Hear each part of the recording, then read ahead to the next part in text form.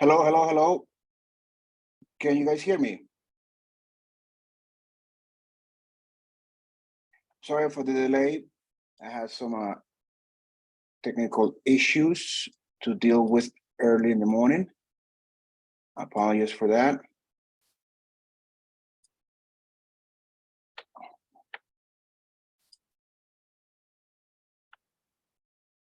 Let me begin by sharing my screen. Very good. Okay. Can you guys see my screen?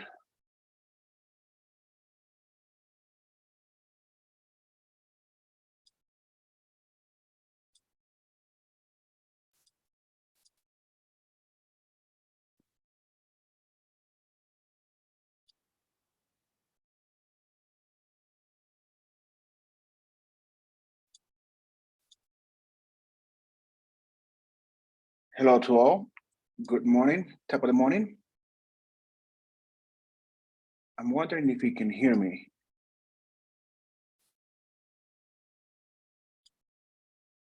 Can anybody hear me?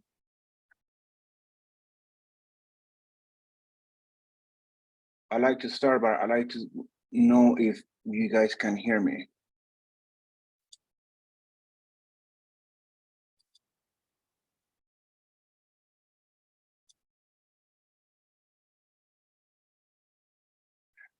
Okay, share disable.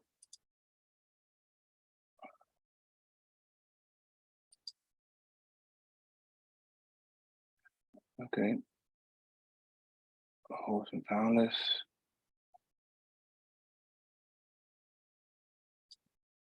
All right, how about now? Ben, welcome. Kelvin. All right, fantastic. So you guys can hear me. I just enabled the chat. Okay. It's supposed to be enabled. All right. Let me just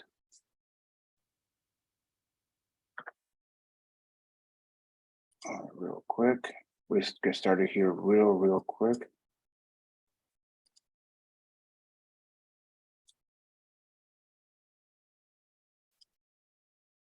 All righty. Okay, so let me put my face here in the corner. All right, so if you guys are ready, I'm ready. So let's dive into it since I'm running a bit late. All righty, so let us begin. We're gonna be talking about today the Fibonacci and Japanese candlestick trading techniques. There are several of these Japanese candlesticks that we wanna be able to use. But first, real quick, a disclaimer. Please be reminded that you are solely responsible for the trading decisions on your account. There is a very high degree of risk involved in trading.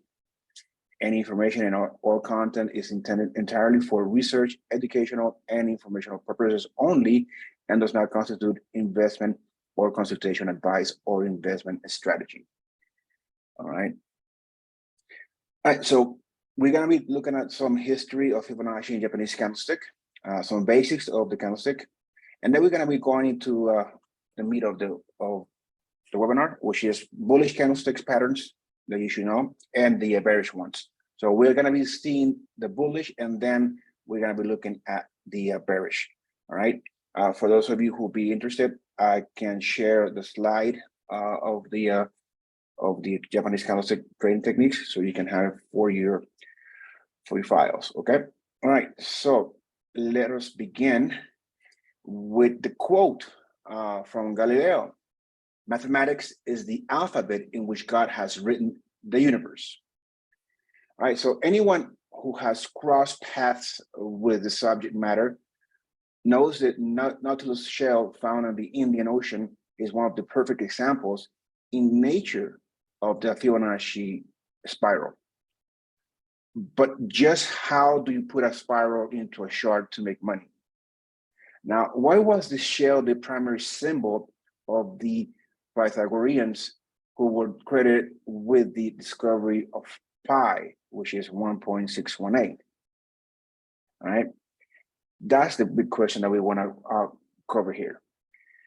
The Fibonacci number series and the properties of this series were made famous by the Italian mathematician Leonardo Pisano. The Fibonacci number series starts with 0 and 1, with the next number in the series being derived by adding the prior 2 and goes out to infinity.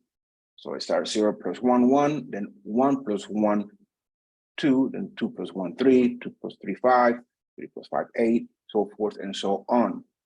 Now, in the relationship between the numbers in the series, you will find that the ratio is 1.618, or what is called the golden ratio, golden mean, or golden or divine proportion. Also note that this the inverse of 0.618 is 0.618.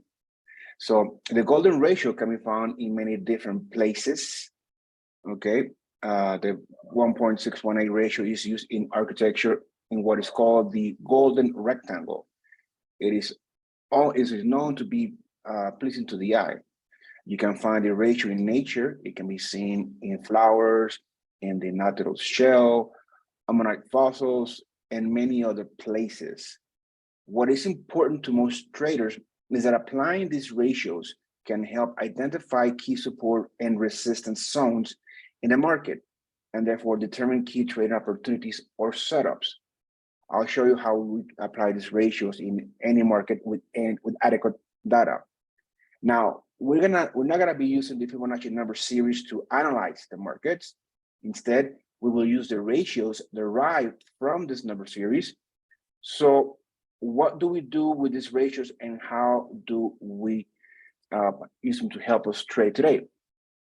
There are three main proportions, and if you use the tool, there'll be several of them, but the most important ones that you're gonna wanna follow are 0.382, 0.618, and 0.786. Some will even add 0.50 as being in there, but 0.50 is not a Fibonacci number, okay? So this is what we're gonna be using today. Now, a lot of people have used perhaps the wrong way the tool. When we wanna find our trade setups or trade opportunities by applying the main Fibonacci ratios on the price axis of the market, the type of Fibonacci price analysis can work well in any market and pretty much on any time frame, as long as there is adequate data and you can identify key swing highs and lows on the chart. We use the Fibonacci relationships to find trade setups, such as retracements, extensions, and price projections. So each of these price relationships will be setting up potential support and resistance in the chart. So once we are able to identify our support and resistance, then we are able to also utilize the Japanese candlesticks to take a pulse of the market to find that strategy, that setup, because we already identify a support and a resistance. So therefore, we can identify our stop loss and our take profits prior to jumping into the trade. That's one thing that you want to be able to have, or at least have a notion of where you're going to be trading, which will be that range. Now, the definition of support is a price area below the current market where you will look for the possible termination of a decline and where you will consider being a buyer of that market. Now, you might be looking to buy at or around a support, either to initiate a new trade on the long side or to exit a short position if you think the support may hold and the market won't decline any further. So then, therefore, we have the definition of resistance, which is a price area above the current market where you will look for the possible termination of a rally and consider being a seller.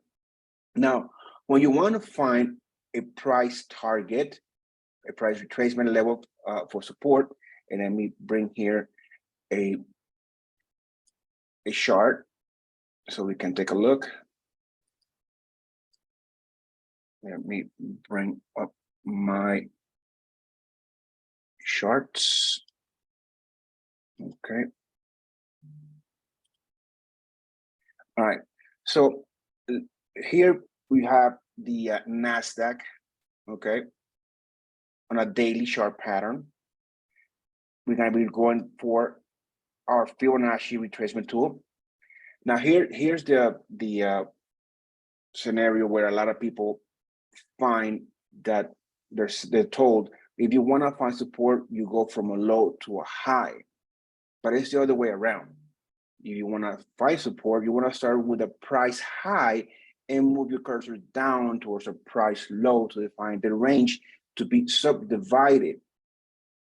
It's important also that the 38.2%, 50, and 61%, 61.8% subdivision results fall below the current price. So what we want to go is from a high to a low, okay? And but you see here, we have the numbers on the upside. So we want to come down to our settings tool and reverse, okay? In this case, I took too much of a move from the high, okay? Let me see. Okay. We could probably just use this moment. And this will be, we want to be able to have it on below the market. So let's do it again. From high to a low, and that's still not giving us the movement of having the price below it.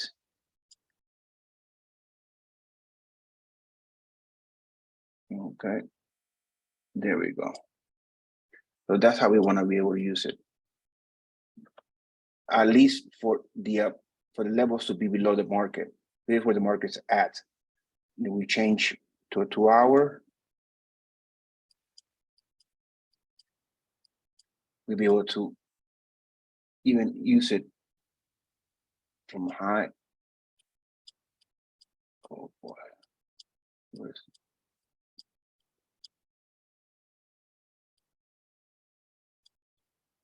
to a low.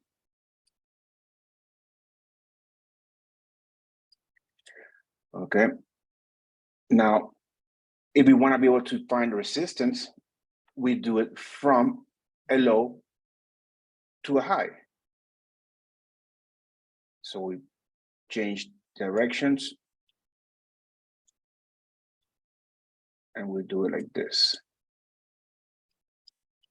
And there we have the resistance levels for this market. So once we will identify a resistance of support, we mark them with a line, and then we have a range. And that's basically the use of the Fibonacci retracement tool to find those levels of support and resistance. Now, once we have, now if you want to have a book of reference, you can use, you can look up the Fibonacci analysis by Constance Brown. Fibonacci analysis by Constance Brown. It's a very good book that you can read up on Fibonacci analysis, and it will give you a better idea of what we're looking at here, okay? So let me go back to my slides so we can continue the conversation about our theme today. Okay, where is it at? What happened to you? There it is. Okay, so now we're back into our slide. So with that being said, let's hop into now what we want to talk about today, which will be, first of all, can you see the slide?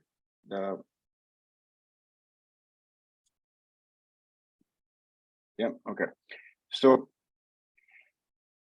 before we go into the Japanese candlesticks, I want to leave you with this one possible use of the Fibonacci numbers.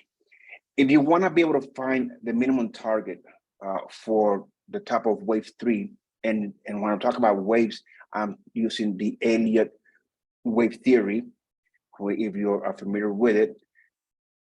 But to find the extension of the of wave 3, you want to take the length of wave 1, which you find the low and you'll find the high, and you make that subtraction, and then that amount, in which in this case is 7.22, you'll divide it by the 1.618, which is the golden ratio, and that amount you will add it to the top of wave 1, which is the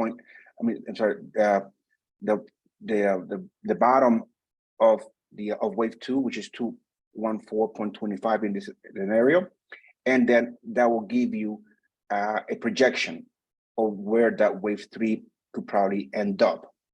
Okay. So again, on wave 1, we want to find the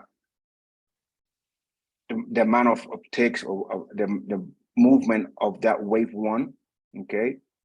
And then from that amount, we multiply, we use the golden ratio, the golden proportion, multiply by the golden proportion, and that amount will add it to the low of wave 2.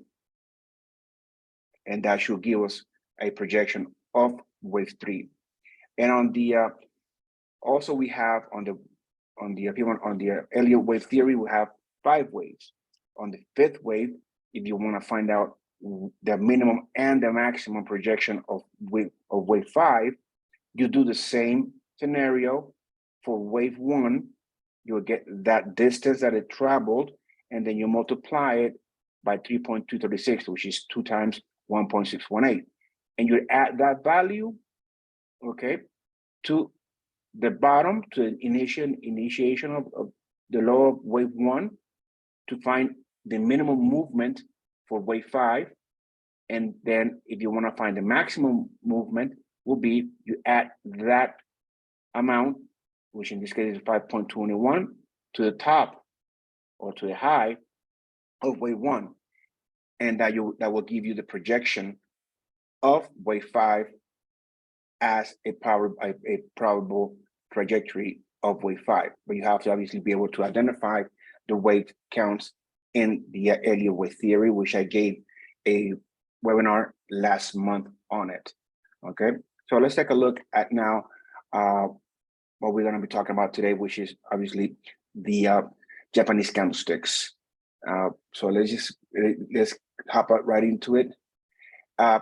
Japanese candlesticks can provide many useful trading signals. However, they don't provide price targets, and that's why we want to be able to use what I just showed you with the Fibonacci retracement tool, and find out our support or resistance, and we'll be able to find out our price targets of that trajectory of that wave, as long as we are able to use some of our scenarios to keep in mind. Okay, we had a questions by somebody. Let us hold on to our questions until the end so we can go over them. Okay, now the one important scenario here to use technical indicators on candle charts or the Fibonacci tools is because candles are not designed to be a complete system. They're just one weapon, a powerful one though, that you can use in your trading battles. Now, before we delve into the topic of the candle charts, I will briefly discuss the importance of technical analysis as a separate discipline. And the importance of technical analysis is multifaceted. First, we obviously have the fundamental analysis, which may provide a gauge of the supply and demand situations, examples, price, earning ratios, economic statistics, and so forth. There's no psychological component involved in such analysis, yet markets are influenced at times by major components of psychological emotions. Emotionalism is the one that really takes part of it. And secondly, technical analysis provides the only mechanism to measure the irrational, which is also another emotional component present in all matters. So to the market, nothing matters unless the market reacts to it. And the game is played with the mind and the emotions. Now, let's take a look at some history of the Japanese candlestick charts. And among the first and most famous people in Japan to use the past prices to predict future price movements was the legendary Munehisa Homma, who made a fortune trading rice in the 1700s at the Dojima Rice Exchange in Osaka. It was said that he was so good that he had 100 consecutive winning trades, and that after dominating this market in Osaka, he then went to the regional exchange in Edo, which is now called Tokyo. There are some principles he used with his candles. When we take a look at the candle, prices seem to jump off the page on the candle chart. It presents a stereoscopic view of the market as it pushes the flat two-dimensional bar chart into almost a three-dimensional aspect candle charts. And these are very visual stimulating. Now let's just go real quick over the anatomy of a bullish candle. So we have the rectangular section of the candle, which is called the body. And the body represents the difference between the sessions open and close. If the body is black, it shows the close was higher than the open. The thin lines above and below the body are the wicks or shadows. These wicks represent the sessions range. Now, the wick above the body is called the upper wick, and the wick below is the lower wick. Now, according the peak of the upper wick is the high of the session, and the bottom of the lower wick is the low of the session. So when I'm using my trending lines, I use this as my points to draw my lines. For one reason, the market went as high or as low to show that wick. So I use the body to tell me how much of a momentum it was being created at that moment. Okay, so that's something that you want to perhaps keep an eye on, or keep your mind open to. And then we have the bearish candle, which on the difference between the black one and the red one, obviously besides the color, is that the black one opens on the bottom and closes on the top, and the red one opens on the top and closes at the bottom. Okay, that's just very simple to understand. Now, the when I was talking about the body, the Japanese say the body is the essence of the price movement, and this reflects a central concept about the power of the bodies. So by looking at the height and color of the body, we get an immediate visual clue whether it is the bulls or bears who are in control. As such, candle charts will make market analysis faster and more efficient. And a practical application of the body is using its size as a barometer of the market's momentum. And we get that clue that the prior momentum may be losing force as a real body becomes smaller. Now we have the whole scenario of the top of the wick to the low wick as the range. All right, so when we have the range, all right, and we use our Fibonacci retracement tool, we'll be able to perhaps match those ranges, okay, as the top wick as being the resistance point, and the low as being the support of the part. Now, as we become a practical application of the body, like I was telling you, is to gauge the market momentum. But there's also some other parts that when the body becomes very small, and the Japanese term for small body is a spinning top. The sizes of the wicks, are not important. It's the small size of the body that makes these spinning tops important. And the spinning tops are components of candle formations, including morning and evening stars, harami, hammer. Now, let me ask you, do you notice something about the bodies in the doji example? Anybody? Anybody notice something about the bodies in the doji example? What would that be?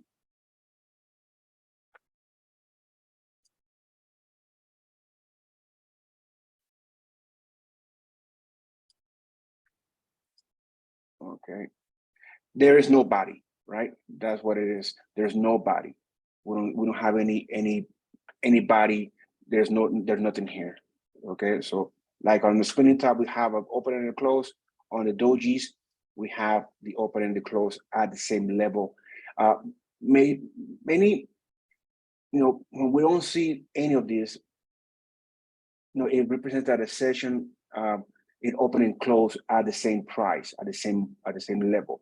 So doji and the spinning top have implications as a reversal signal. The evening star and the morning star, and without knowing what these patterns look like or what they imply for the market, just by hearing their names, which do you think is bullish and which is bearish? Anybody? Between the evening star and the morning star, which would you think is the bullish and the bearish? All right. So basically, the evening star, the nickname for the planet Venus, which comes out before darkness sets in, sounds like the bearish signal, and so it is. The morning star then is bullish since the morning star, the planet Mercury, appears just before sunrise. All right, so let's take a look at some of the candle formations, and let's start by taking a look at the most common one, the hammer, as in the market is hammering out a base. So the hammer candlestick pattern is formed of a short body with a long lower wick and is found at the bottom of a downward trend. A hammer shows that although there were selling pressures during the day, ultimately a strong buying pressure drove the price back up. The cut of the body can vary, but black hammers indicate a stronger bull market than red hammers. Now, the hammer's long lower wick and close at or near the high of the session graphically relays that the market sold off sharply during the session and then bounced back to close at or near this session's high. This could have bullish ramifications. This aspect of closing at or near the highs is why the hammer should have no or a minuscule upper wick. If there was a long upper wick, this will mean that the market closed well off its highs, which is an important criteria for the hammer. And let me repeat that again. The aspect of closing at near highs is why the hammer should have no or a very small wick. Okay, there was a long upper wick. This will mean, if there was a long upper wick, this will mean the market closed well off its highs. Okay, closed off well its highs. So since the hammer is a bottom reversal signal, we need a falling trend to reverse. So we have to first have to have, obviously, a downward pattern or a tendency, okay? Then we have the next one will be the inverted hammer, which is similarly bullish pattern as the inverted hammer. The only difference being that the upper wick is long while the lower wick is short. An inverted hammer has the same form as a shooting star with its long upper wick and small body at the lower end of the range. The only difference between the shooting star and inverted hammer is that the inverted hammer comes after a decline. As a result, while the shooting star is a top reversal line, okay? So the inverted hammer is a bottom reversal and the shooting star is a top reversal. The inverted hammer indicates a buying pressure followed by a selling pressure that was not strong enough to drive the market price down. The inverse hammer suggests that buyers will soon have control of the market. Just as a hanging man needs bearish confirmation, the inverted hammer needs bullish confirmation. Now, this confirmation will come in the form of the next day opening above the inverted hammer's body. So therefore, you will need to be using a daily chart to be able to identify or to use properly a hammer or an inverted hammer. Okay, we want to be able to use a daily chart. So this confirmation could come in the form of the next day opening above the inverted hammer's body, or especially a close the next day over the inverted hammer's body. So we're looking at our daily chart pattern. We identify an inverted hammer. So we will need to wait for the next day to have a confirmation of this bullish confirmation for the inverted hammer to be applied. So most of this patterns in the Japanese candlestick will be for swing traders. It won't be for day trading, okay? So like, again, the reason for the required bullish verification of the inverted hammer is because its long upper wick gives the inverted hammer a bearish tone, okay? On the inverted hammer session, the market opens on or near its low and then rallies, all right? How you want to analyze this is that the bulls failed to sustain the rally and prices closed at or near the lows of the session.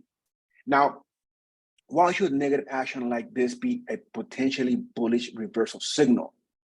The answer has to do with what happens over the next session. If the next day opens and especially closes over the inverted hammer's body, it means those who shorted at the opening or closing of the inverted hammer are losing money, okay? The longer the market holds above the inverted hammer's body, the more likely those shorts will be covered. This could spark a short covering rally that could lead to bottom pickers going long. This could feed up itself, with the result being the beginning of a rally, an upward momentum rally, okay? Now let's move forward to some other ones. We have the engulfing patterns, right? So in this scenario, we have a bullish engulfing pattern, which is a major reversal signal with two opposite color bodies composing this pattern. The market is falling, then a black bullish body wraps around or engulfs the prior period's red body. This shows buying pressure has overwhelmed selling pressure.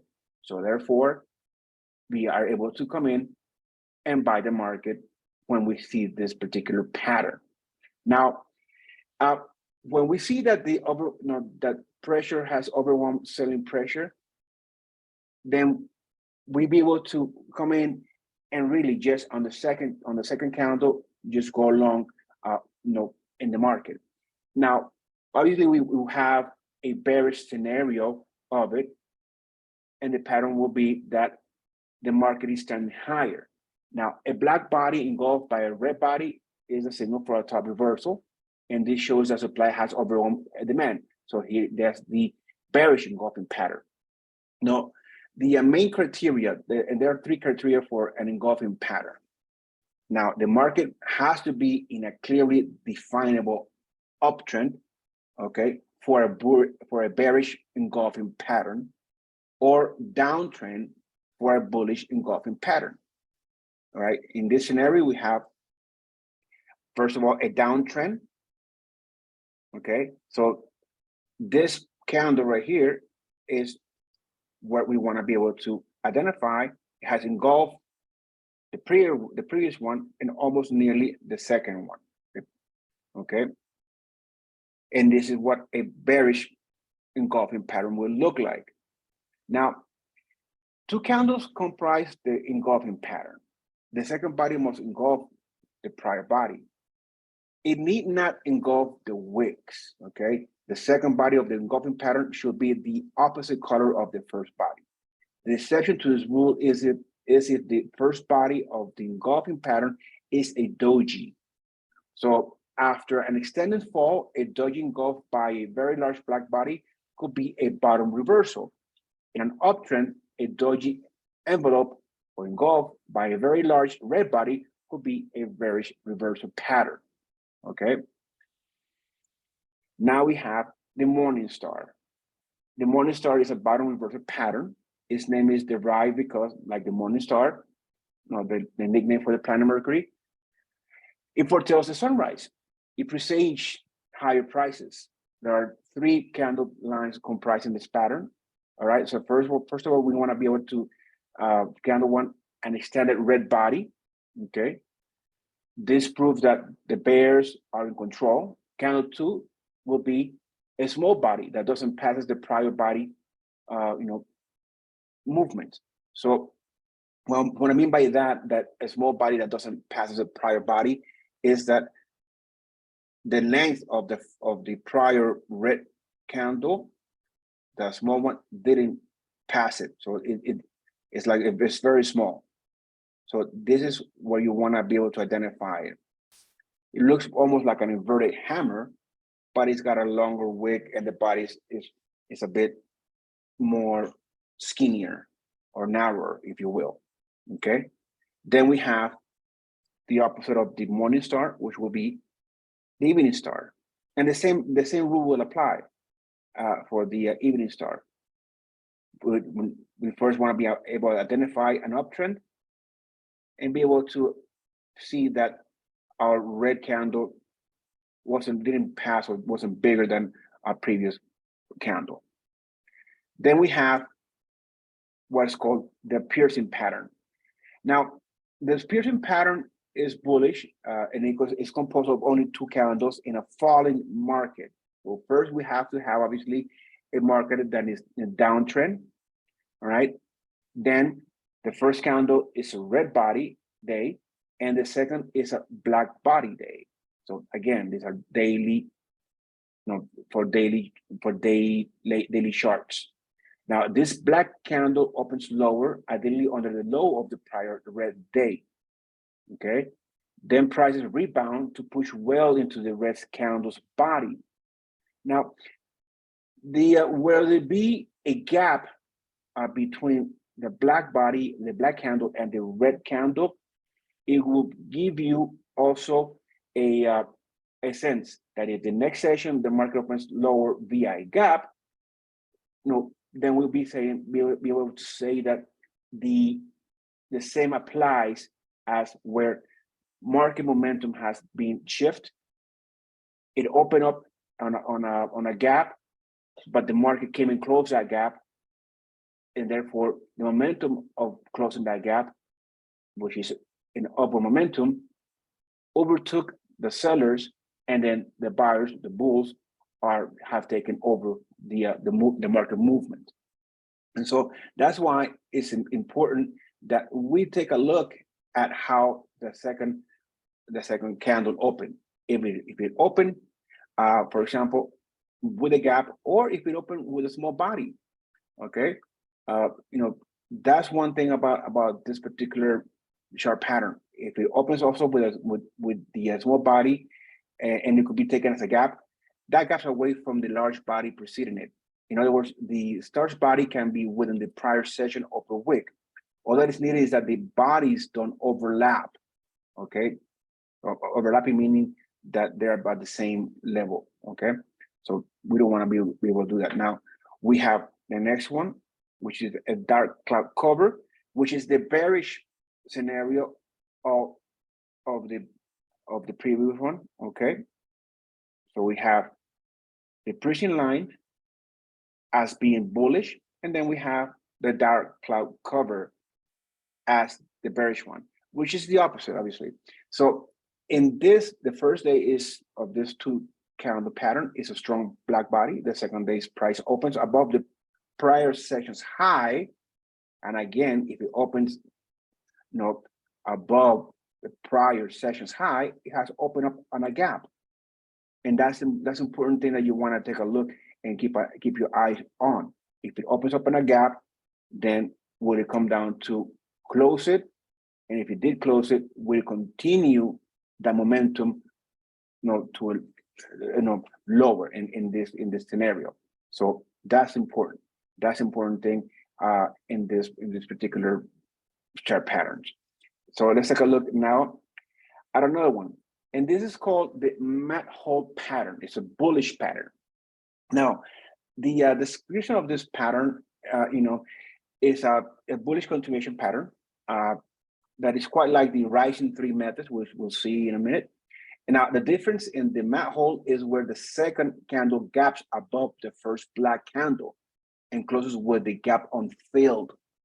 If you take a look at here, at my chart, you'll see that the gap that this candle,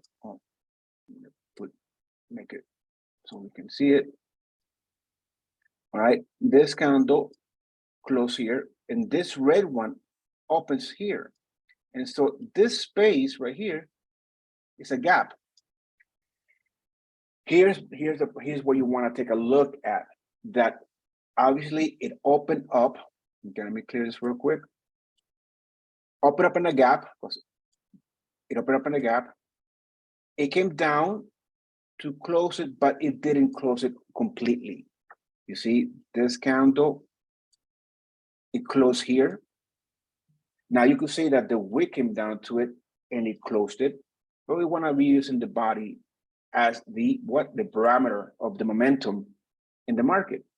Okay, so that's where you want to be able to take a look and analyze just how strong this movement will be. And how you want to analyze it is that, okay, so it opened up at a gap. The market came down to close it. It didn't quite do so. On the next one, yeah, it did so. But we want to be able to take a look at the first one. If it didn't close on the first one, okay, the next one closed it, but all three candles are within the range of, if it wasn't because of the gap, are within the range of the previous candle, or the range, if you want it, because remember the range is all of this. So this, and the third one didn't come down to take out the previous low or the low of the black candle. So when you see that the third candle, the movement of it didn't even quite make it even across the midpoint of the initial movement candle, black candle, then this will be your indication that this could be a moment to come in and enter the market. And where do you want to enter the market?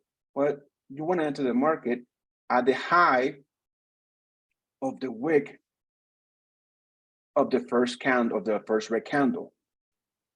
Okay, that's where you want to be able to come in, and you could take the stop loss at the low of the third candle. All right, so that's how you can use the mat hold pattern to be used. Now there's some rules of recognition, like first of all, an upturn must be in progress. And then the first day is a long black candle. That's important. You want to be able to have this long black candle. The second day gaps up, like we have done so here, okay, but with a lower close. So the lower close is here and didn't close the window, or it didn't close the gap, okay? Then we have that the third day comes down, covers the gap, and penetrates into the real body of the first black candle, which it did so. The third candle will be this one right here. Okay, first, second, third. Okay, and the first candle is this one right here. So the fourth candle closes down, covers the gap, and penetrates into the real body of the candle. And then, we want to be able to look if the fourth candle covered the midpoint of our first day candle, and it did not so. So here is where we identify our fifth candle, which should be another black candle. And here's where we want to pay attention. We want to set our buy signal at the high of our second day candle, which is a red candle. And so therefore we back into the market at this level, okay? And that's how basically you want to be able to use the mat hold pattern. All right, now let's move forward. All right, so okay. All right. So now we have the rising three methods, which I mentioned it to you briefly. Now, like I told you, this one looks very much more like the whole pattern. And again, this is a bullish continuation pattern. So this one is also comprised of 5 candles, 1 long black candle followed by 3 small black candles, okay, and another black candle. So it has a black candle followed by 3 red candles and then another black candle. So it's comprised of 5 of them. So it represents a temporary pause in the current trend after rally. And the big difference here is that there's the candles don't need to open up in a gap, okay?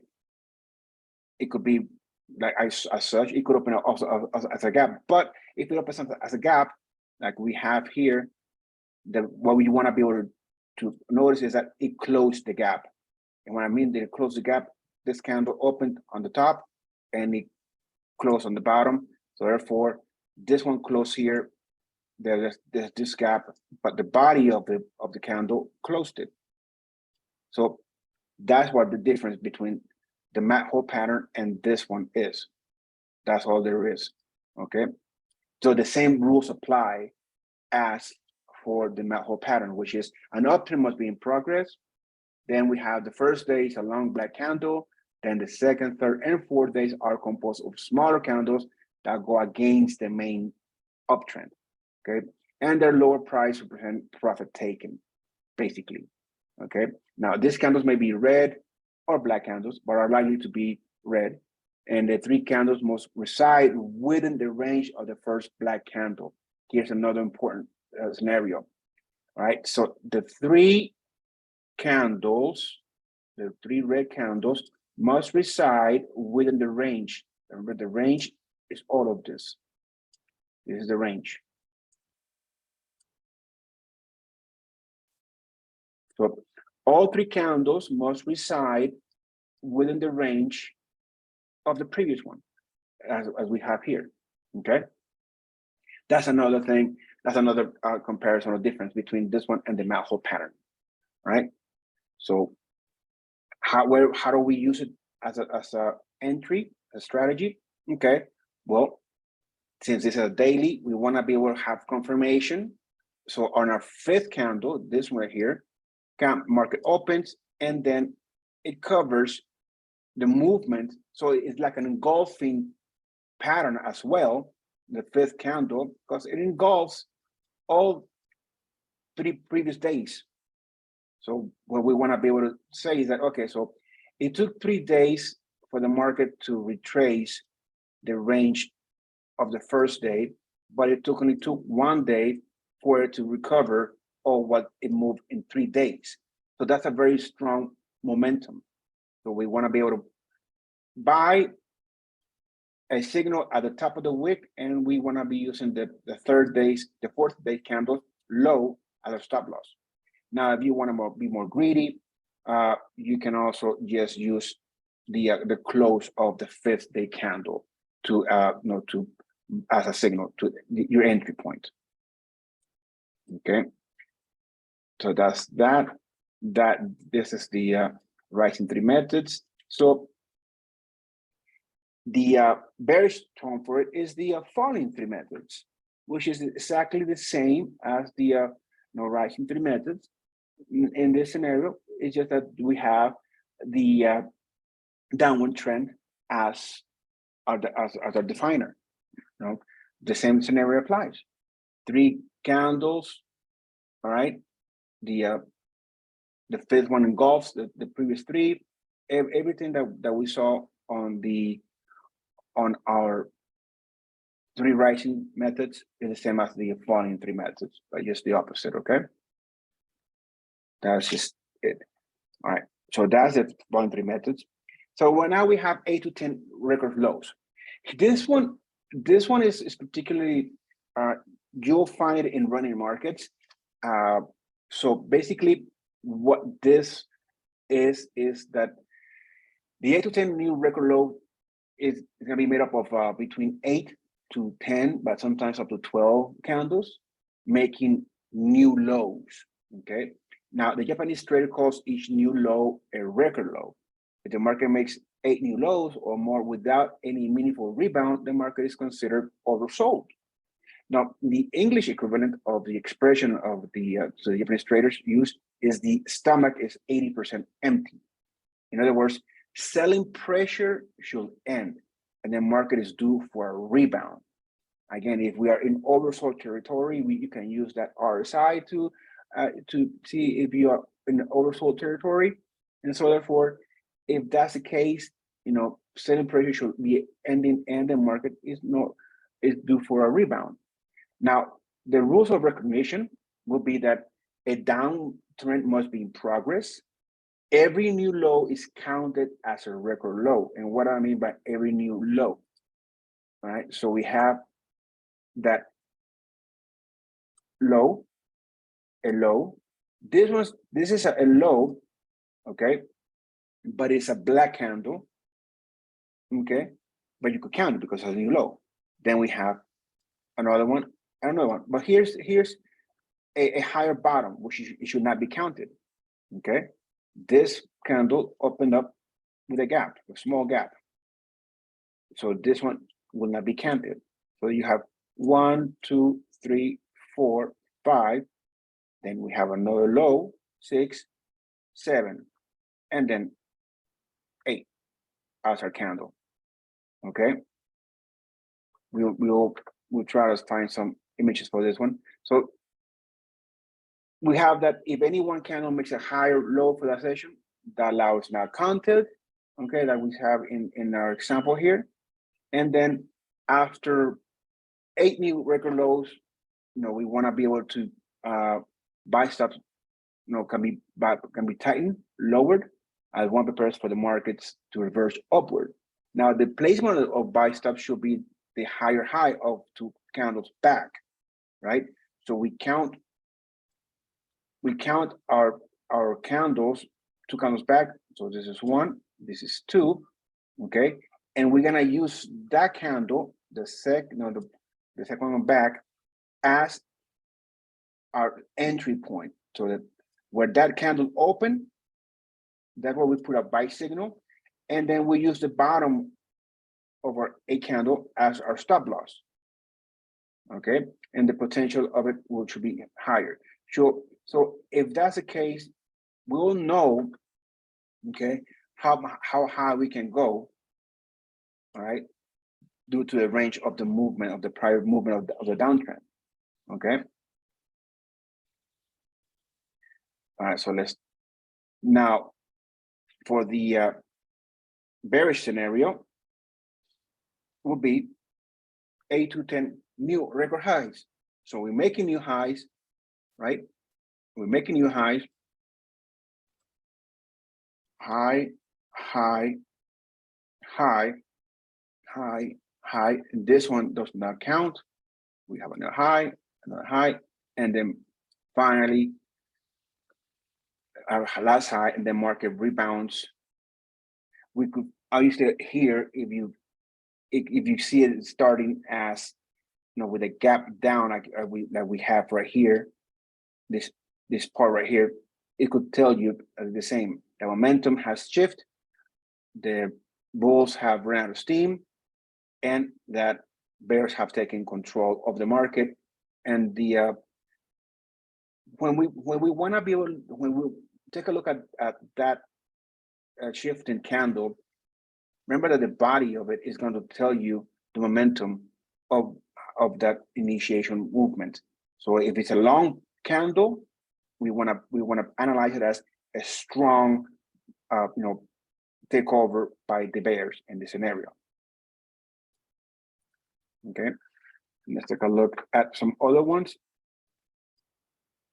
And this is the theory we'll hop into look searching for them in the charts. Now we have 3 white soldiers. 3 white soldiers is obviously also a bullish pattern. It's made up of 3 black candles with consecutively higher closes. And we have in a low price area or after a series of stable prices, it confirms renewed strength ahead. Now, the rules of recognition will be that obviously we have to have a downtrend must be in progress.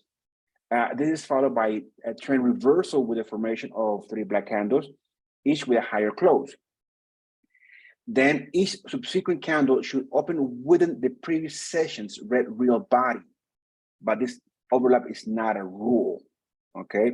So basically what you wanna be able to have is that for this pattern to be applied, 3 white soldiers, you want first the market to be open up as a gap. You see, this one closed here, this one open here. So therefore, there is a gap. And that at least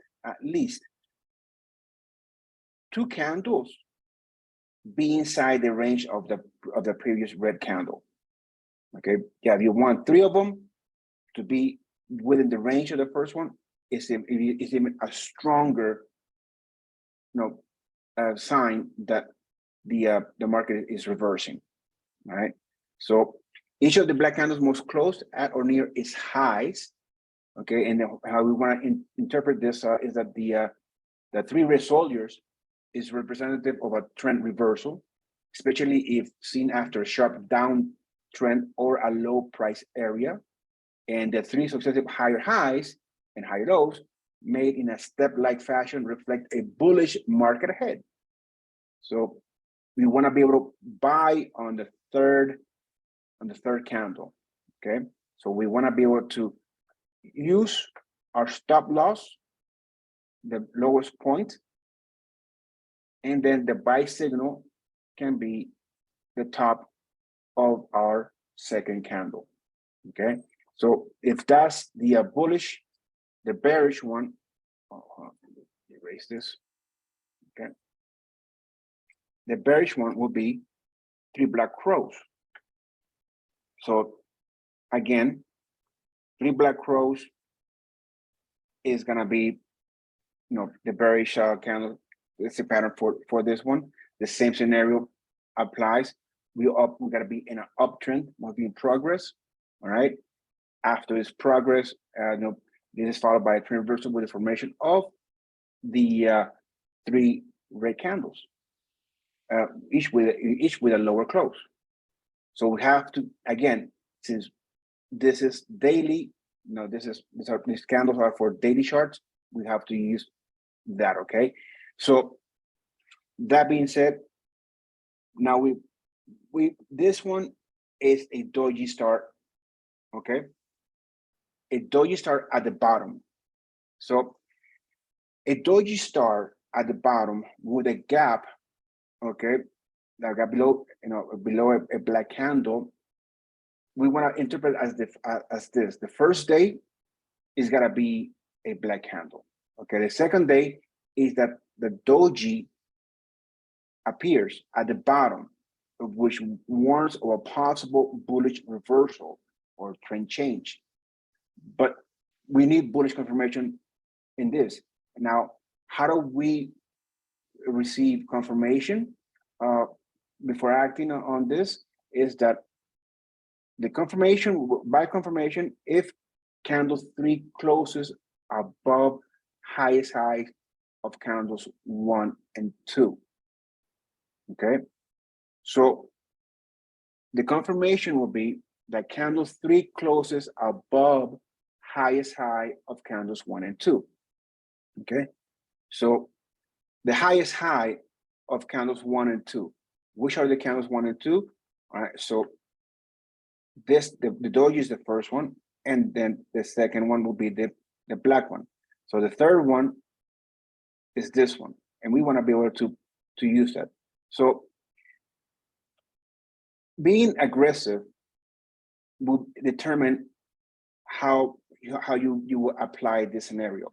You identify the doji, okay, and you identify that the gap has been created. Here, you can take the previous movement low of the red candle, okay, the highest point of it to be your entry point here. And your stop loss will be the lowest point of the doji. So a lot of people might say, okay, well, this scenario, I will need to use, if I'm using a 1-to-1 ratio, I will need this this same space or amount to be able to be projected to the upside for a one-to-one scenario. And how can you use this as your possible resistance? The Fibonacci retracement tool. That's where you use it, and that's why you want the levels, the numbers at the 0.38.2, the 0.61 to be above the market, so you can see where that level will be.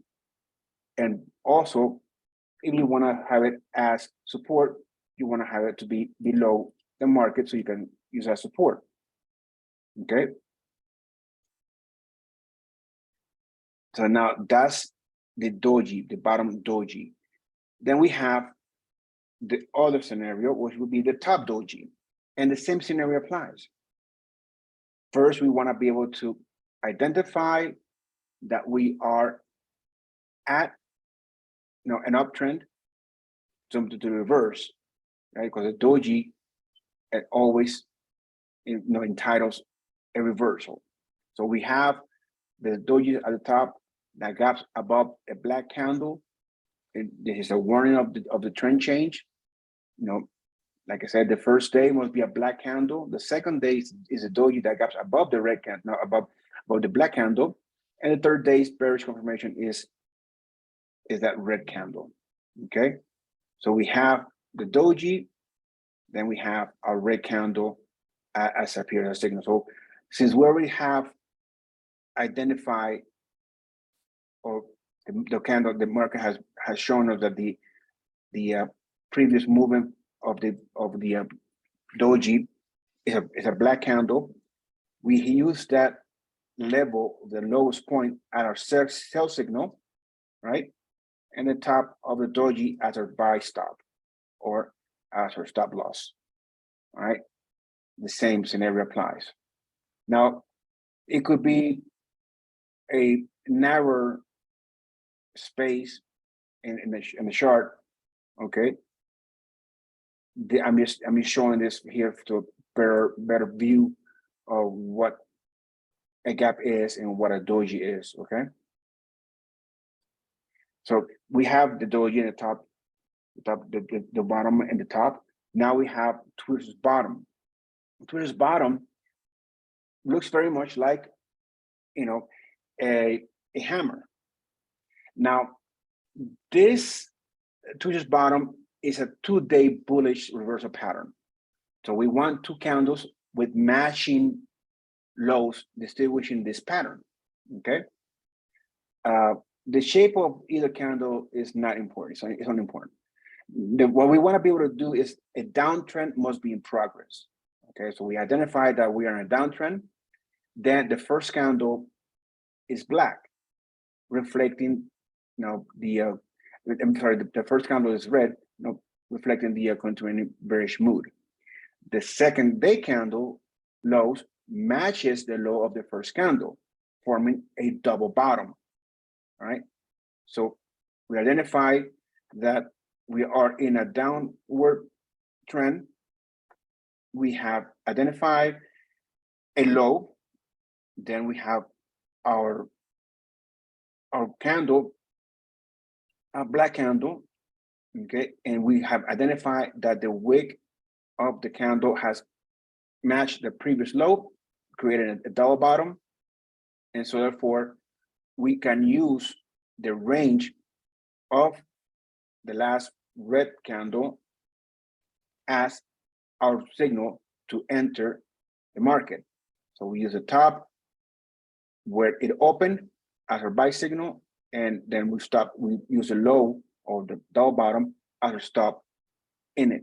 So the one of the things is that the second day's candle low matches the low of the first candle, but then the second candle can be a doji, it can be red or black, okay, with or without lower wicks, as long as its low is at the same price level as the first candle's low. So what's more important here in this particular pattern to be a Twitter's bottom is that the lows, okay, are equal. This could be a body, it could be a doji, but what we want to be able to identify is that it has created a double bottom, okay? That's what we want to be able to identify. And once we identify that, okay, we're seeing that we have created a double bottom and the market is looking to close. This candle over here has opened up. We could already use this level as our buy signal, and we know that the double bottom is our support level, and that could be obviously used as our stop loss. So here's another strategy. We enter the market, all right, long, okay? So that's basically it for the twisted bottom. So that's a bullish scenario. So the bearish scenario will be the twisted top. Here again, what we want to be able to take a look, keep in mind is that we have created a double top. A double top is created, okay? The body, it could be red, it could be black, it could be a doji, but what we want to be able to create is a double top to identify it as such. So we can have the twisted top as bearish momentum.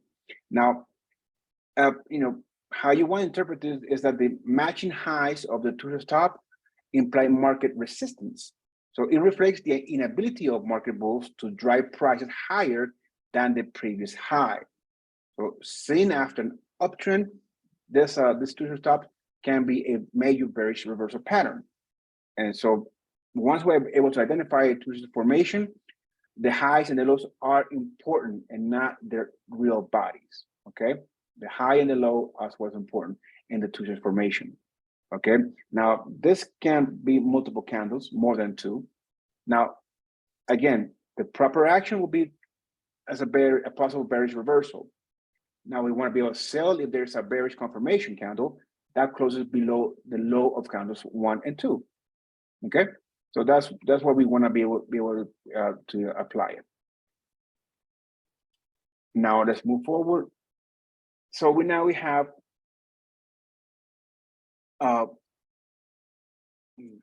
erase this, okay.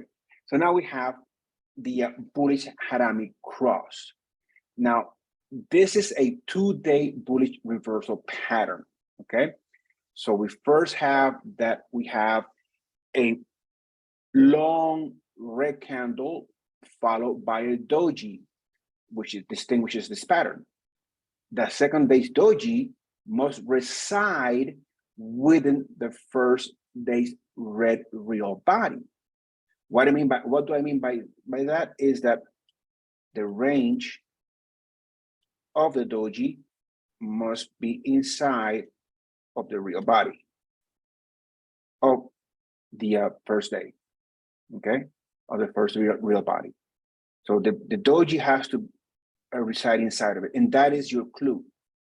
Once you see that this formation has been done, and that's why it is needed to be done in a daily chart, in a daily chart, okay. So the best time to make any analysis in this context of what we're looking at here for this particular pattern, Japanese candlestick patterns, is daily chart, okay, because these are daily chart patterns. You have to identify yourself. Are you a day trader or a swing trader? If you are a day trader, these patterns may not work well on an hourly chart or on a minute chart, okay?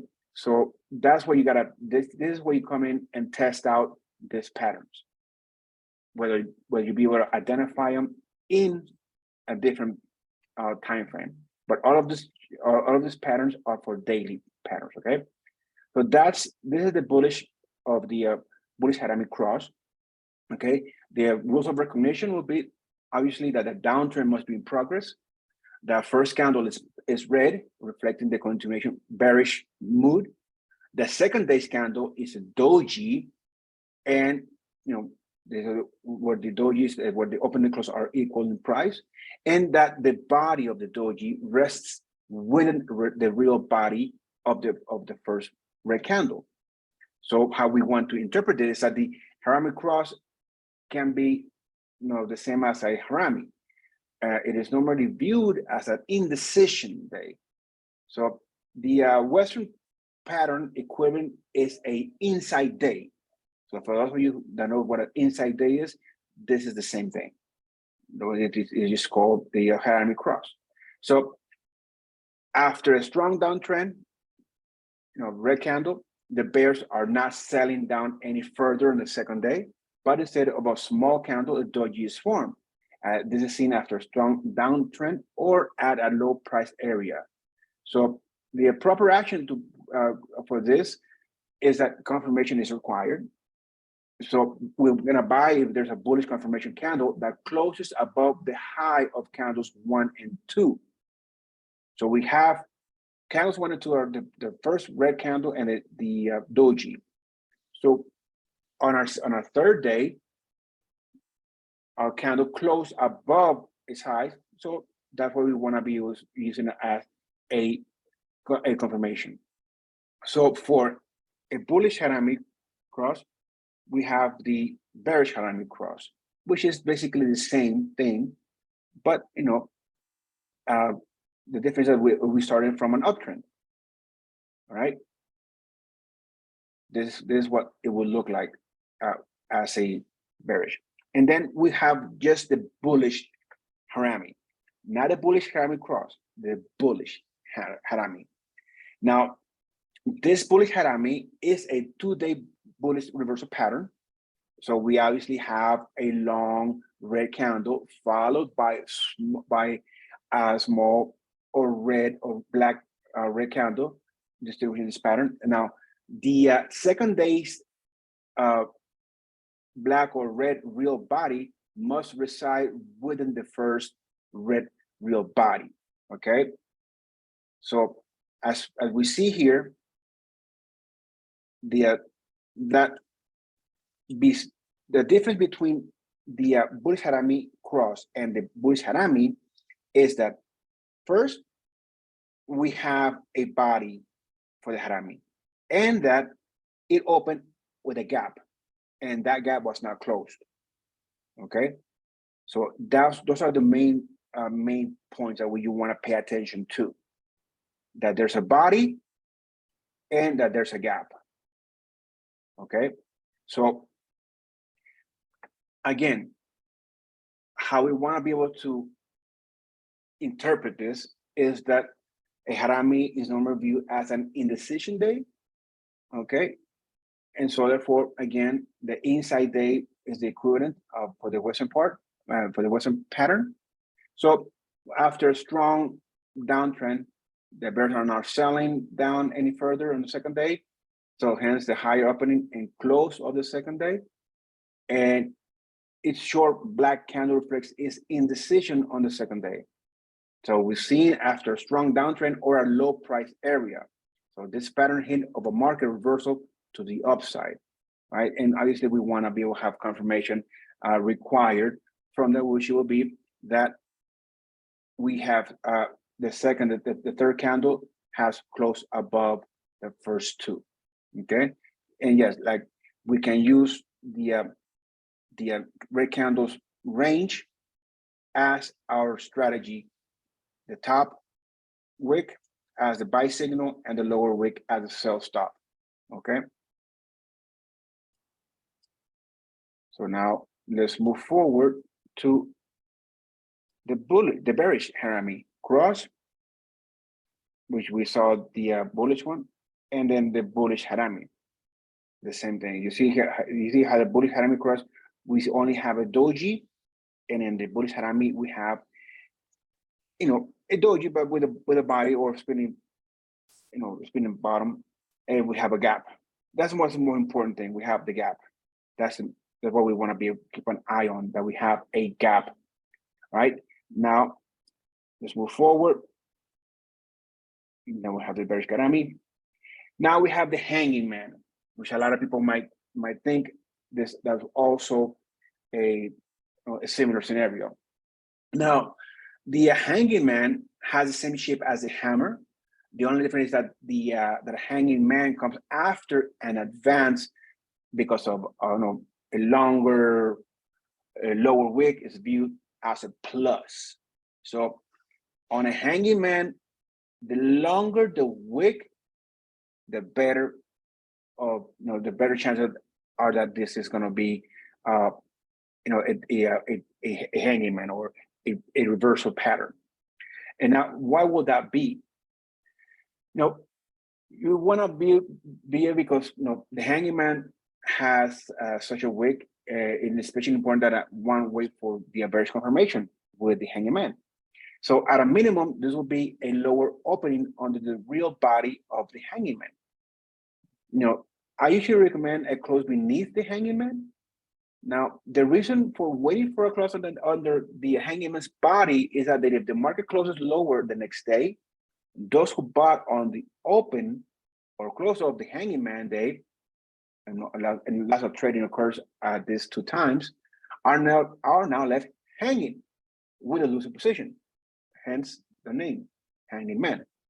Now, this is why I would also like to see the hanging man at an all-time high, all right? Or at least at a high or for a significant move.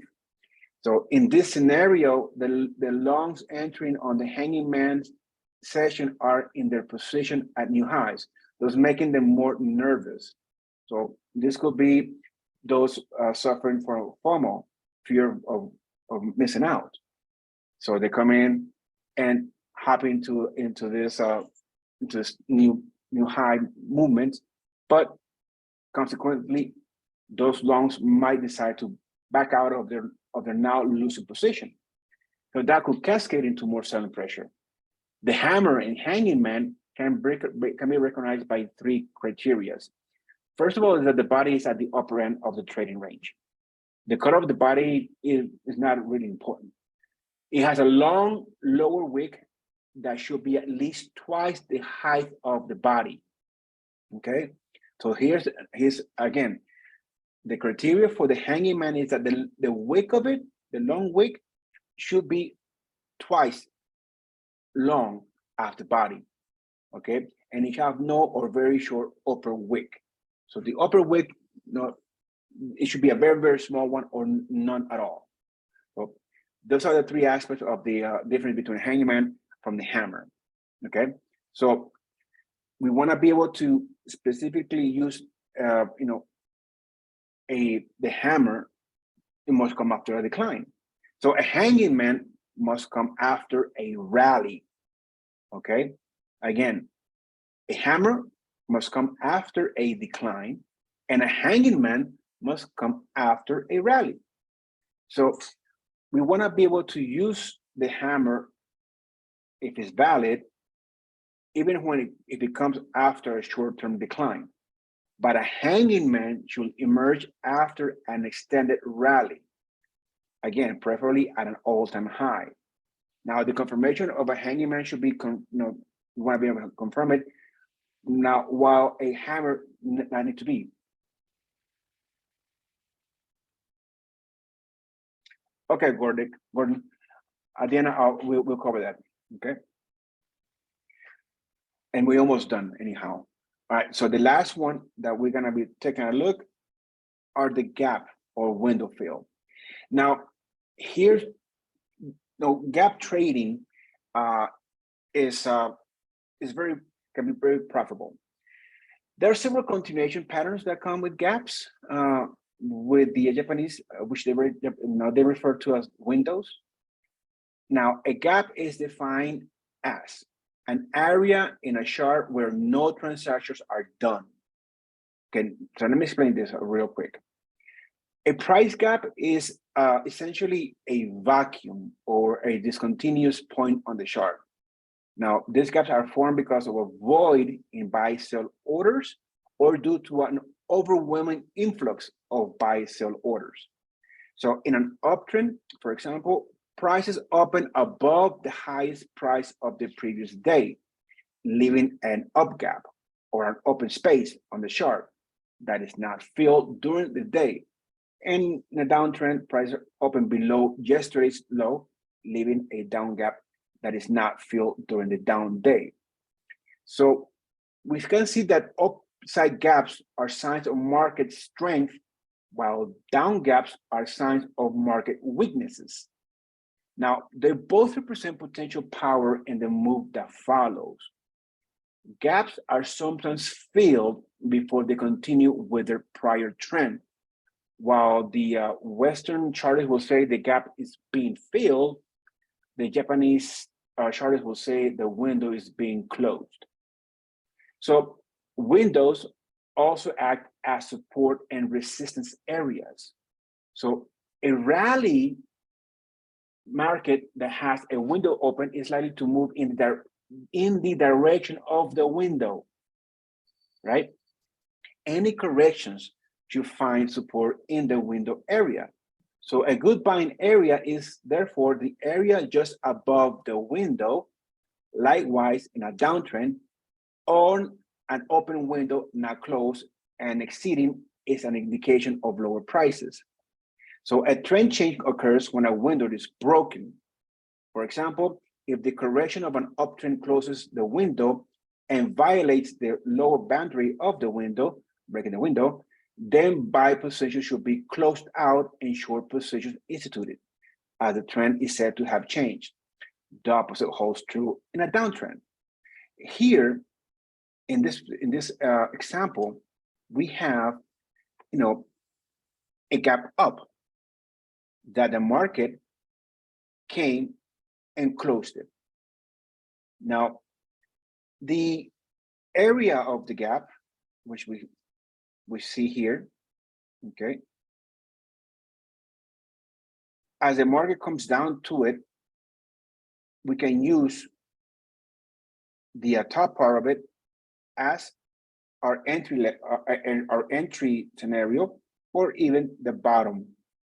Okay, so if we use the bottom as our entry signal, we can use the top of the gap to be our stop signal, or we can use the candle that closed the gap as our gauger.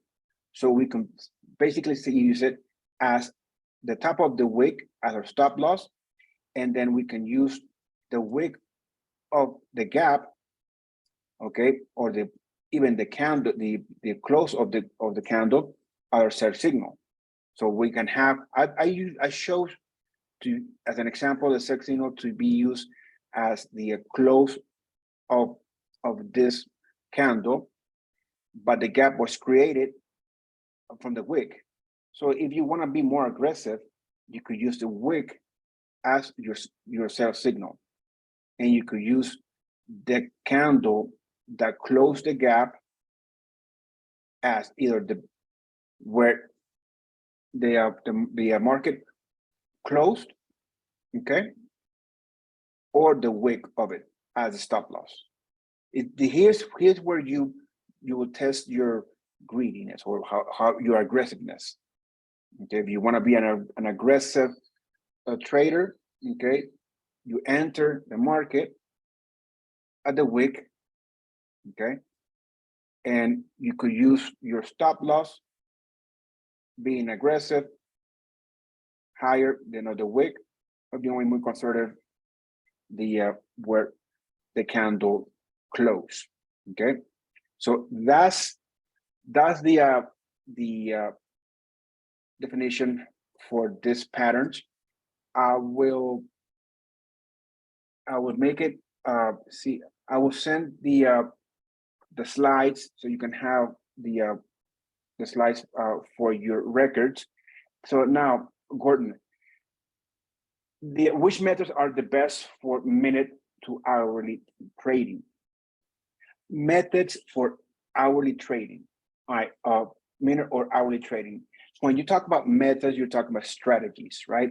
You're talking about the scenarios of which type of scenario we can trade here or use. The strategies that you use for minute to hourly trading is gonna be dependent, obviously, on which markets that you're trading. For example, if you're trading the currencies, it will be different than trading the futures or the CFDs. So one good method for trading the minute one will be the scalping method.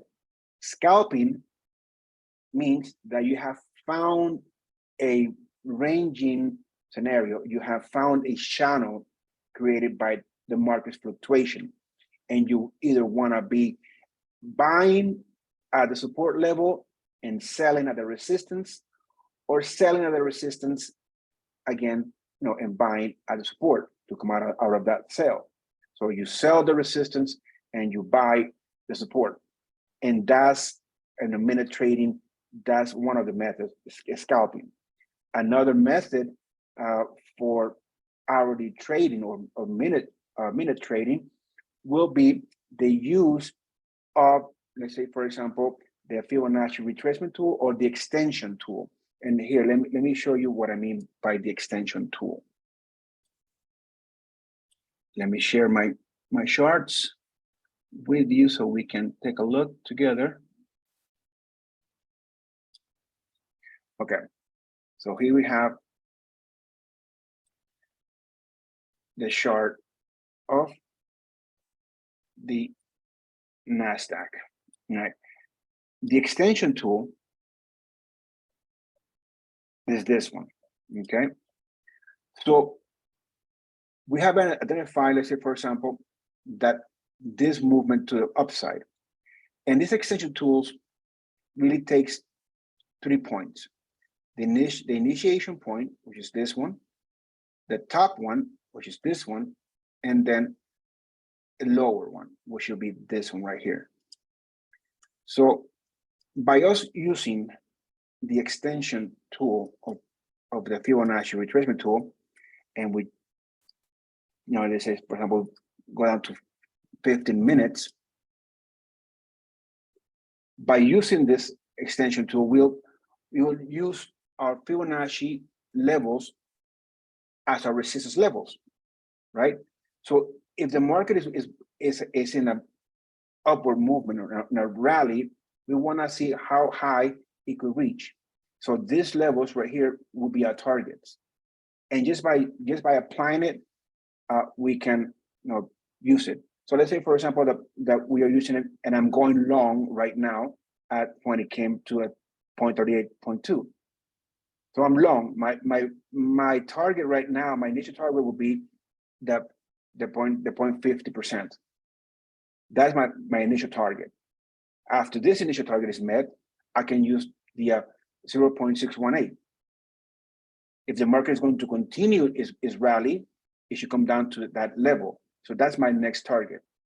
Now, here I can also use a method of the moving averages. I can use a small moving average. I could use an EMA, a exponential 2 lines. Let's say, for example, okay, 2 EMAs. One would be, we can use a 20-day moving average. Okay, and then the second one, we want to change the color. Okay, and let's say, for example, we just use this one just to identify it. And then the second one could be a 50-day moving average. So we have a 20 and a 50. Okay. All right. So here in this, let me make this one better looking because I can hardly see it. I'll just change white. Okay. So here in this scenario, we can use, oh shoot.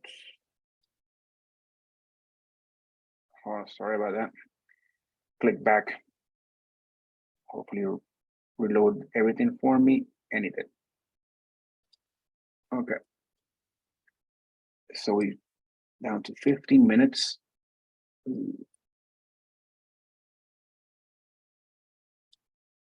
Extend this again.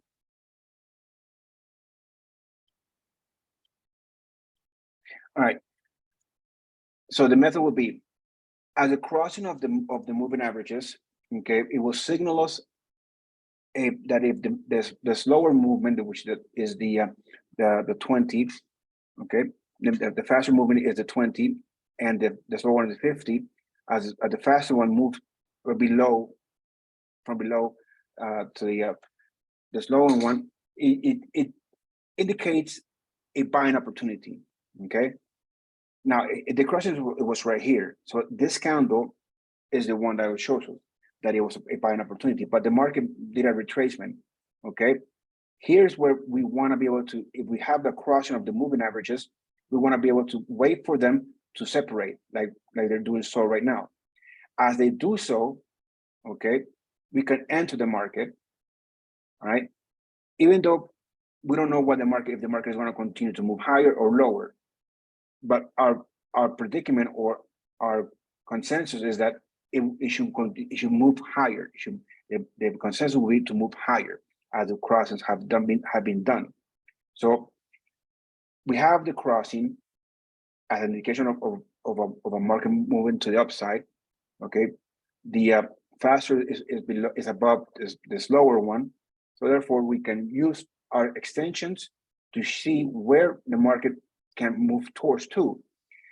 In this particular candle, we see that the market did cross our 0.38, and therefore we had made our profit, and depending on our greed, where are we going to get out, or where did we come in?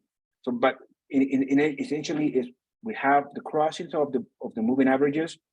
We already have our Fibonacci extension tool already applied that will show us our resistance levels, and the same moving averages can act as a support, a dynamic support level.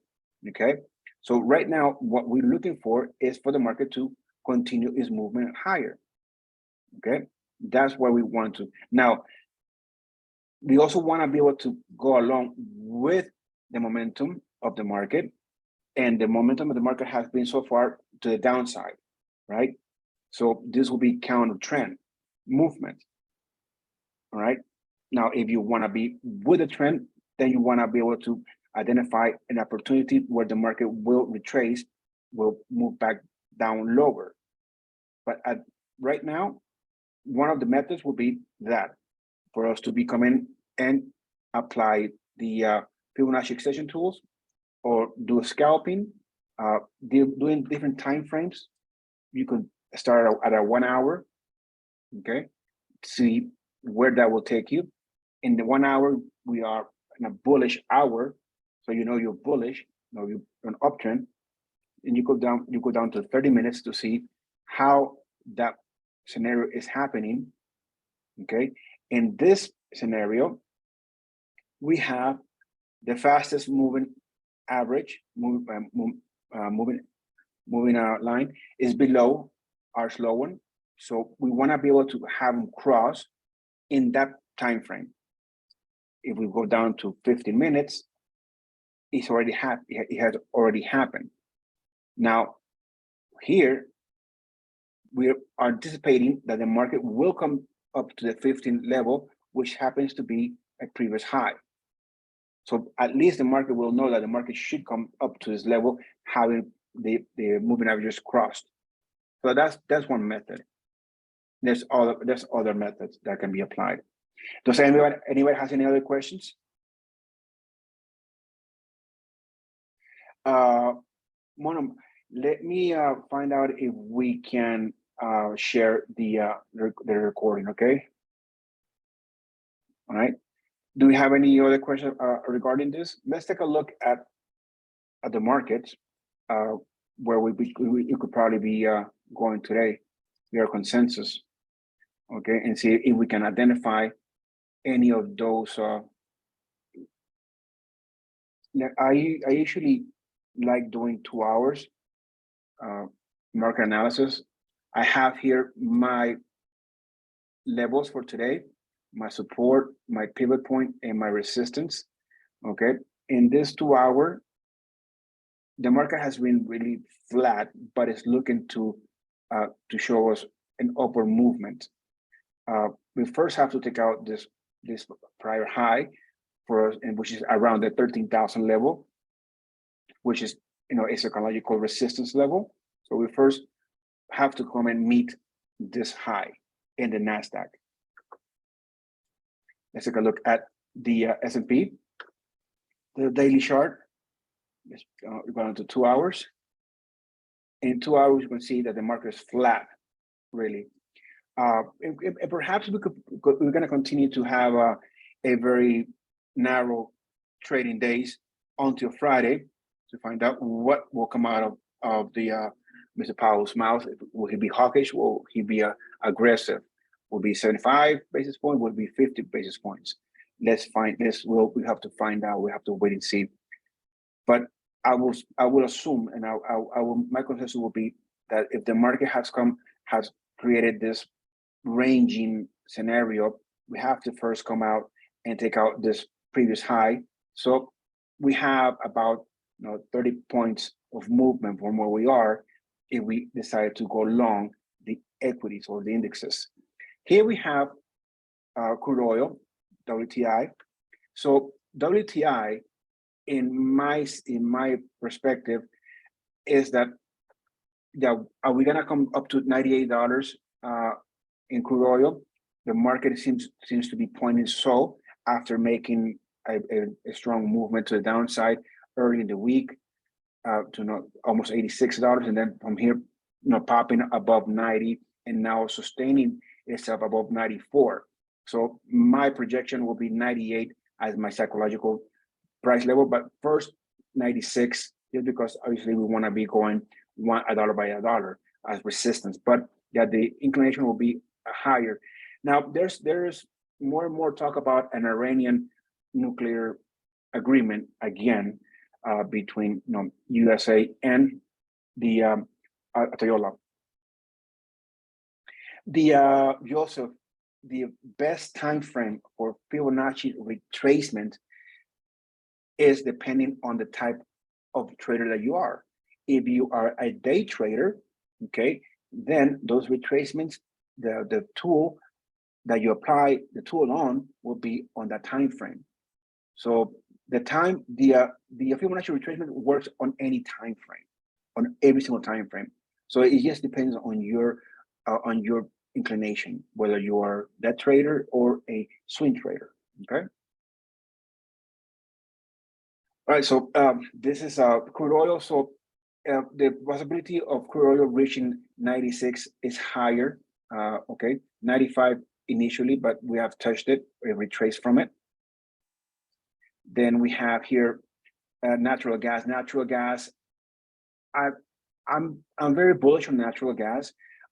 Prices in Europe are skyrocketing, and the demand for natural gas is nothing but short-lived. It's gonna continue to be and in the talks. It's gonna continue to be high, especially now that we're gonna start entering autumn and then winter in most of the parts of Europe. So natural gas, could we see natural gas $15 by the end of the year? That's a possibility. But first, we want to be able to trade above $10 and stay above $10 to see if that's the scenario. So we still have a nice upward movement on natural gas. Looking at 2 hours, this right here, this ranging, this consolidation stage is nothing but a recipe for a breakout. We're going to be breaking out either to the upside, moving towards the $10, or we're going to be breaking down towards the $8, $9 scenario. I have my support at 870. So we have a breakout to a downside. Your target could be 870. If we have a breakout to the upside, the target will be $10. Okay, then we have here gold. Gold has really just ranging. Again, so far my pivot point is acting as a resistance level, and market has come towards it and rebounded off of it. Right now, 1740 will be my support. Looking into it because it has a psychological level on it. So we're coming down towards it. One thing that you guys want to keep in mind, the correlation between gold and the dollar index. As the dollar index fluctuates higher, or it becomes stronger, then most likely gold, okay, this is silver, no, this is gold. Gold will continue to go lower, okay? Dollar index moves higher. Let's say that the dollar index jumps to 109,500. Then we're gonna be seeing that gold could probably break out 1740 support level and come down to my 1727 support level. Okay, so that's one thing we want to keep in mind. Here we have silver. Silver is also on a downtrend scenario. Looking to break the $19 pivot point right now. It is fluctuating below it. So should we break it, this candle should close below it, and therefore we'll look at selling silver. We want to be able to use our previous lowest point as our target, which we have our support real close to it. So should this movement continues, we could see that in this scenario, looking toward the left, our next lowest point is this one. So the market could probably come down towards it. Here we have copper. Copper is going to be one of those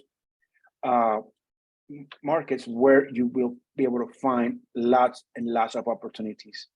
Copper is going to be in high demand now with all of this green energy. Copper is needed. So and is not much of it being mined. So the demand is there and the supply is not. So therefore, prices should move higher. Now, at this moment, obviously, we have copper coming on a sell-off. We have broken our support of a pivot point, which acts as a support, dynamic support. So right now, 360, the psychological level of it, for markets to come down to it and perhaps find support, but that my support is at 359.15. So perhaps we could probably see a more of a leg down towards our support level. Here we have Bitcoin. Bitcoin is really trying to sustain itself around 21,000 or above 21,000. 21,500 is my pivot point. So for Bitcoin, if we look at 2 hours, we'll see a ranging scenario also within inside that channel. So here's that explanation of where we could do a scalping. Market comes up to our pivot point, we could most likely say if it's come down, if it's come up to level and it has retraced, come up to retrace, come up and retrace, come up and retrace so many different times. Okay, well, most likely we could probably see the same thing happening again. Will it be the pivot or will it be a psychological level of 21,600? That's up to you to decide. But around these levels, the Bitcoin has seemed to come up to it and then just retrace. And the euro, the euro will stay below parity right now. Obviously, there's more. The dollar has the upper hand in this scenario. So if you want to be trading the euro, I will assume that the euro is going to also stay in this range, below my pivot point, above my support of 0.99 rounded number. So this is a very tight range on the euro, and the fluctuation of the dollar index. 109 is a psychological level, but coming to 109,500, it could probably happen.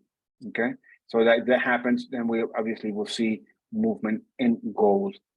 All right, guys, this has been it for today. I want to thank you for sharing me, coming with me. I hope you have learned something and that you will make this of use for yourselves. Then let me see if on the chat, let me put something here. Let me see if I could. I wanted to be able to see if I could put the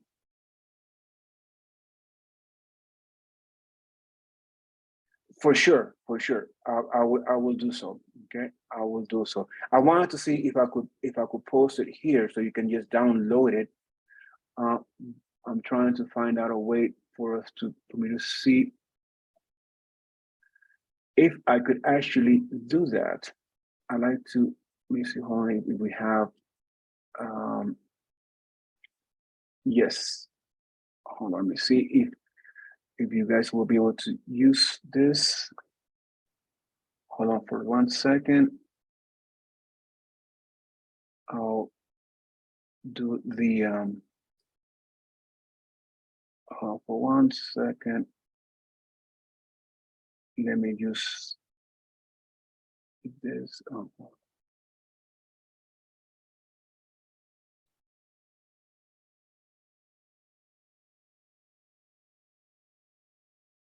Okay, let's see. All right, so here's for you guys. Here's the slides, so you can just download it. Okay.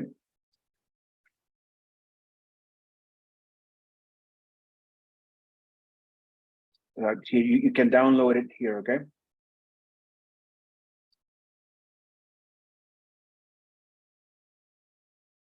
The link.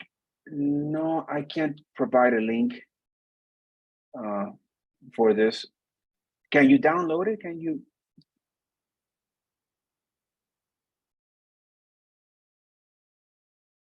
download the from here?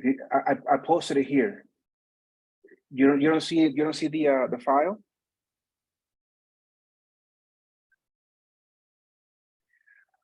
Okay.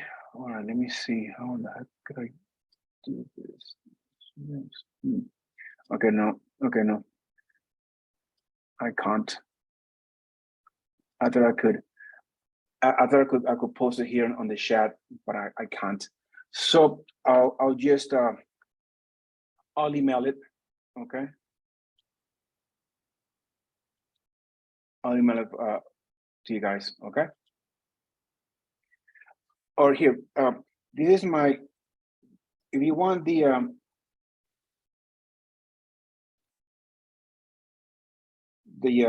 slides,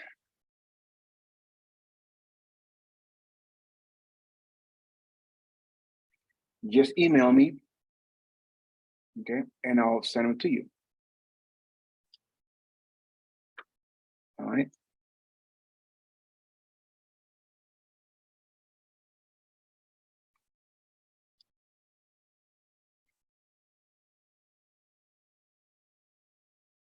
Can you see now my email? You can't. All right. So let me.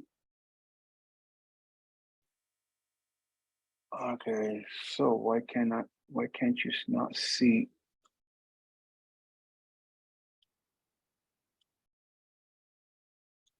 How about now?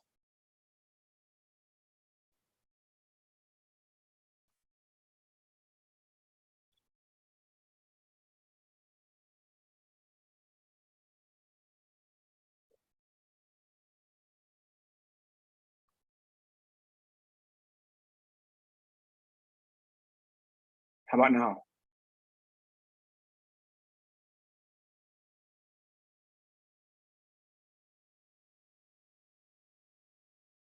Can you see now? Now I did it again. Can you now see my email? No. Man, why can't you not see my email?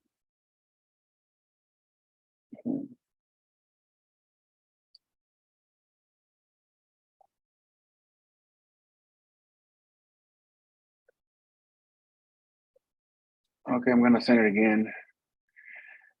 You should be able to see my. All right. To everyone, you see.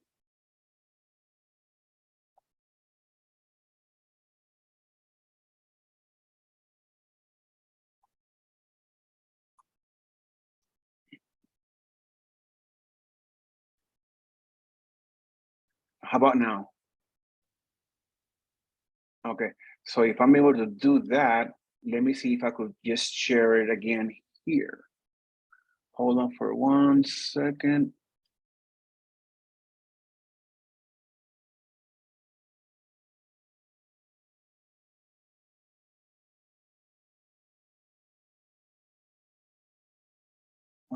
Let me share again the slides.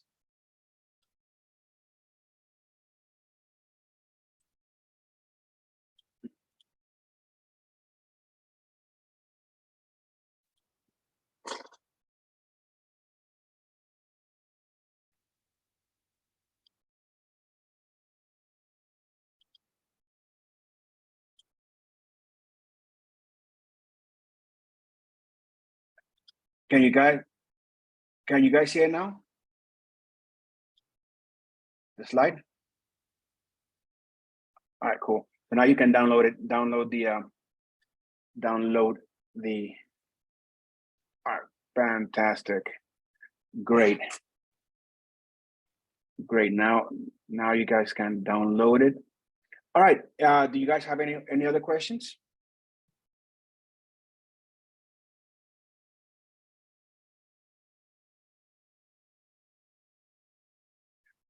Emmanuel, you have a question?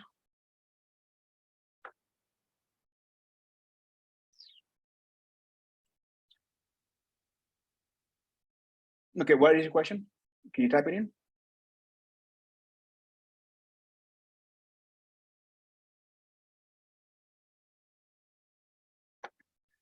Ben, you can't see the slide. The slides I just posted here. Mono, it says he's downloading now.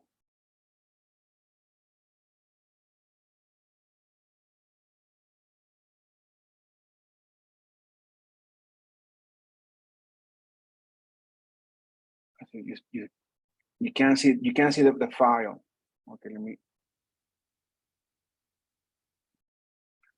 So let me bring back up the hold on for a second.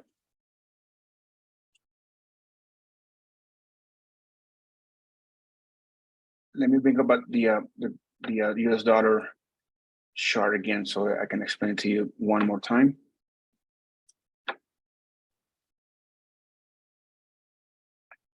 So there's a correlation, okay, between gold and several markets. One of those markets is gold. If the dollar index, which is this one, moves higher towards 109, towards my resistance level, that movement will be seen opposite in gold. If the dollar index moves higher, then gold will decrease, okay, move lower. If the dollar index moves lower, okay, it evaluates, then gold moves higher. Now, that's an inverted correlation, okay? Okay, you can see the slides. Let me see if you can see them here. I'll post them here again.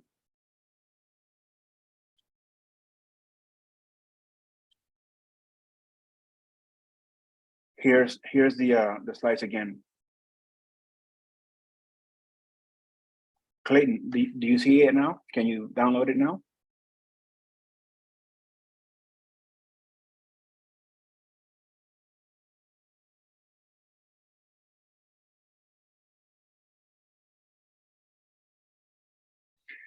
Okay, no, to everyone. But then someone said that they can. Monimu.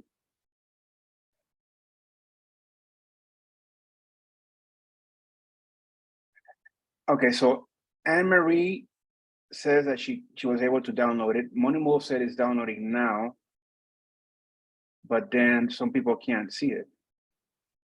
Yes, what is your question? All right, Monimu, the first 30 minutes of the open is not wise unless you have some inside information or, But the first 30 minutes of when the market opens, it's a lot of volatility, and the fluctuation is very very unorthodox. So a lot of the times when you have been able to see that the London open and the London close, the fluctuation of the London market will obviously roll over to the American fluctuation. But let's say, for example, that for whatever reason, in the London open and the London market, a lot of stop orders were being triggered because the market failed dramatically, right? So that could be seen into the American open as a continuation of that movement, all right? But if, let's say, for example, those that are trading in the American markets have seen this also, they could come in and place big orders, buy orders at the open to hold or to withhold that downward movement. Okay, so therefore, then you could probably see a spike at the open, and so that's why it is not wise to really trade within the first 30 minutes. You want to be able for the market to give you a range, and that 30-minute range of fluctuation will give you your resistance and your support levels within the intraday scenario. So after the 30 minutes, then you can come in and analyze the market and see whether you want to be long or short the market. But it's not very wise to do so unless you're a very experienced trader or very, let's say, aggressive, where you just say, okay, I'm just gonna place a buy order and a sell order at the range of the previous session, and what happens if the market fluctuates to the upside and my buy order is activated, I already have my sell order established, so I could just have the fluctuation, or vice versa. If the market opens lower, I already have my stop buy order set. So it's really depending on how experienced you are. All right. So Clayton, were you Anne-Marie was able to download it? Why won't you be able? Have you been able to download it, Clayton? The slides. And also Ben, were you not able to download it?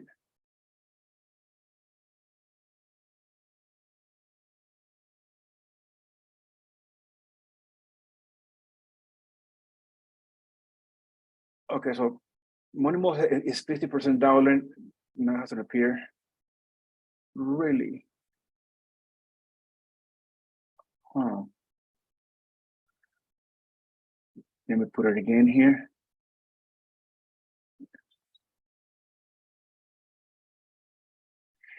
I believe you have to click on something and you should be able to see it. You should be able to see the file. I'm gonna post it right now again.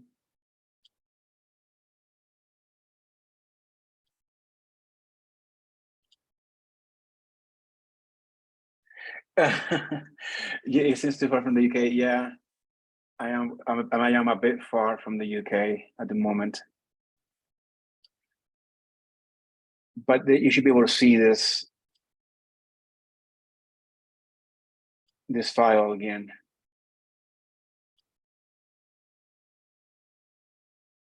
But anyhow, if you were able to, for you to have not been able nothing on the screen, here's my email again.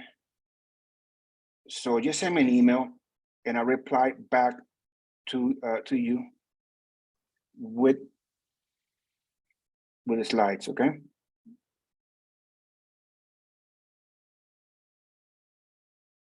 Okay, yeah, go ahead. For you guys that were not able to download it, no, you send me an email. I'll send you the slides as an email, okay?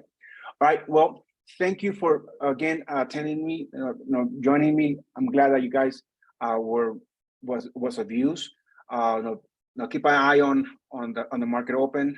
All right, keep an eye on the sessions, and we'll see again. I'll be doing a on my YouTube, on the YouTube channel of the company. Here, let me show you. I do a lot of webinars. It's called market analysis. So just if you guys want to be able to join the channel, here's let me just let me give you a link to our channel. Okay, hold on for a second. Dashboard. Okay, so let me just get the link for the YouTube channel. All right, so it's YouTube Vantage Plus. Okay.